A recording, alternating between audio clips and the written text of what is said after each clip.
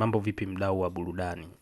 Bwana, sasa hatimaye siri imevuja kuhusu sababu iliyomfanya Zuchu kuchukua maamuzi mazito ya kuachana na Diamond Platinum. Sio tetesi tena, ukweli wote umewekwa hadharani na Karima Story. Na leo hapa tutakwenda kuuchambua mwanzo hadi mwisho. Kama hujasubscribe, fanya hivyo sasa hivi ili tuende sawa. Wengi walikuwa wanadhani labda ni kiki au ni mambo ya kawaida ya uhusiano, lakini safari hii Zuchu ameonyesha msimamo wa kipekee sana. Zuchu amekataa kuwa mtumwa kwenye uhusiano huo. Kila mtu anajua Zuchu ni msichana mpole, mstaarabu na alikuwa akimtii sana Diamond Platnumz. Kwa nafasi na umaarufu alionao Zuchu, kama angeamua kuwa mapepe angekuwa na wanaume wengi sana, lakini alichagua kutulia na kutaka kuishi maisha ya ndoa. Lakini kwa kaka yetu Diamond, kutulia imekuwa mtihani mzito sana. Sasa watu wengi walifikiri chanzo ni ile event ya juzi ambapo Diamond alionekana akicheza na nani hii bwana, sasa wale wanawake lakini ukweli ni kwamba wakati ile event inatokea Diamond alikuwa tayari ashaachwa.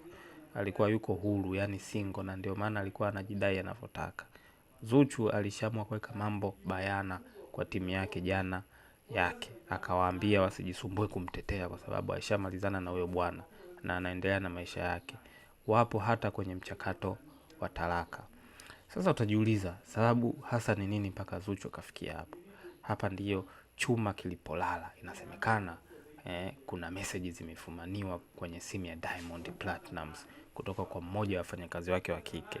Mfanyakazi huyo alikuwa akiomba msaada wa pesa kwa bwana mkubwa Diamond, na Diamond akamtumia. Hilo halina shida sana, lakini shida imekuja kwenye message zilizoendelea baada ya hapo. Message hizo zilikuwa na maneno mazito yanayohusu mambo ya kitandani, huku kukiwa na sifa kem kuhusu jinsi katoto kachanga kanavyomkosha bwana mkubwa. Hapo ndipo Zuchu alipoona hapana, imetosha.